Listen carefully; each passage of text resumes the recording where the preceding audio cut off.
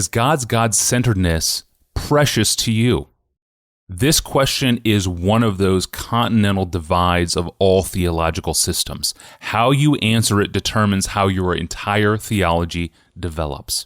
Is God's God-centeredness precious to you? I pick up the conversation in Pastor John's trip this year to Northern Ireland. What makes it interesting here is the biographical context that gets pulled into the topic, something I have not heard about before. Here now is Pastor John talking about God's holiness and His glory. Here's where we pick up the conversation. I think in biblical terms generally, now I can't make this work in every text. I would just say generally, the holiness of God, not talking about the holiness of temple utensils or people, the holiness of God is generally His intrinsic beauty and greatness and worth. And when that goes on display, the Bible calls it His glory. They're not radically different realities. God is who He is, right? He's great. He's beautiful. He's infinitely valuable in Himself without any creation in existence. But when the heavens were created, they were telling the glory of the Lord. When the Son of God came, we saw His glory. Glory is the only Son from the Father. The glory of God is the intrinsic worth, the intrinsic beauty, the intrinsic greatness gone public for you to admire and worship and enjoy. Hebrews 1:3 speaks of a radiance of the glory of God. And Psalm 19 speaks of the heavens telling the glory of God as you see what God has put out there to communicate what cannot be seen. You're supposed to see the planets and the stars and the blue sky and the cloud formations and the entire natural world and know this is a great God.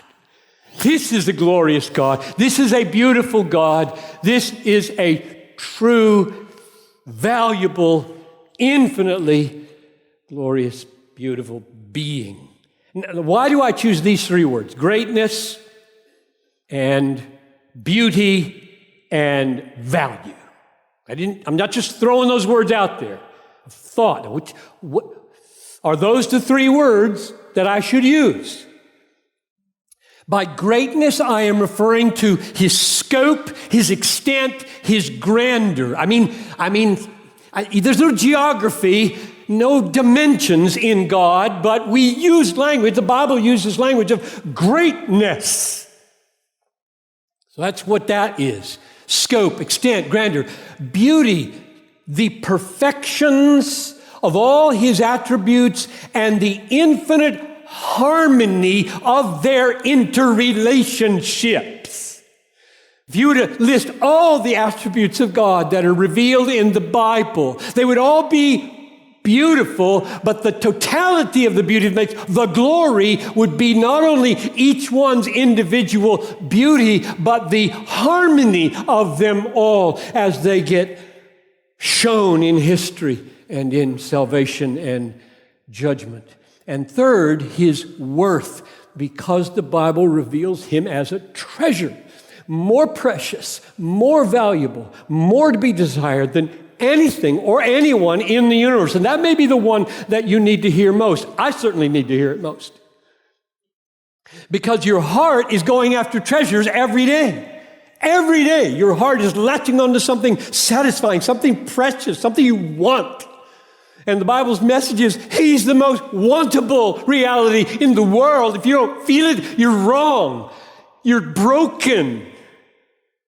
So those three things, greatness, beauty, and worth.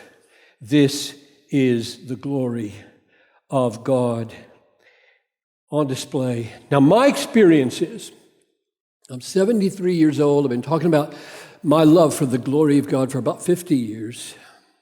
My experience is that the greatness and beauty and worth of God, the glory of God, they don't become dominant in a heart, in a mind. They don't become a dominant reality. They didn't in my life until I saw how dominant the glory of God was to God.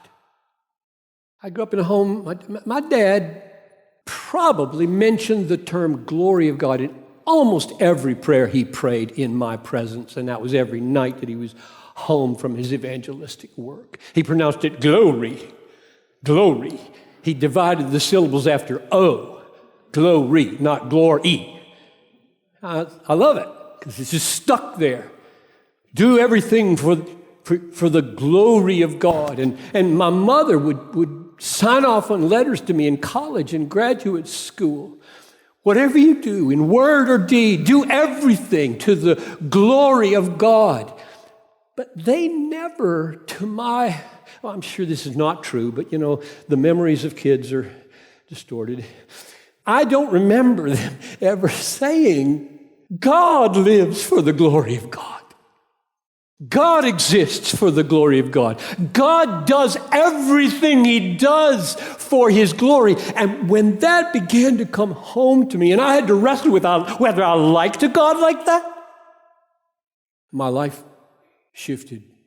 I was newly married. We were just in seminary. And I remember saying, Noel, one of the biggest evidences that your world is being turned upside down by the centrality of God in the mind of God is your prayers. I mean, why is the first petition of the Lord's Prayer, hallowed be your name? Like, take yourself seriously. That's not for Him, that's for us. We got to get in sync with that, because Jesus said that's number one, kingdom next, will next. Or did I get backwards? Hallowed be thy name, thy kingdom come, thy will be done. First three petitions, God, God, God, do it for yourself. Powerful. God's God-centeredness is so important. That was a clip from John Piper's trip in July to Belfast, Northern Ireland. And if you want a more developed theology of the God-centeredness of God, be sure to check out, really just about any book by John Piper, to be honest, but especially you'll find this theme concentrated in his book on missions, Let the Nations Be Glad. That book title, Let the Nations Be Glad. You'll find the God-centeredness of God to be especially thick in that book. Thank you for listening along. Be sure to subscribe to Ask Pastor John in your favorite podcast app or even in YouTube. And for our archive of episodes or to send in a question of your own, go to desiringgod.org/Ask Pastor John. Well, speaking of God's God-centeredness, how should that reality shape what TV shows and movies we binge? That's the question on the table Friday. I'm your host, Tony Reinke. We'll see you then.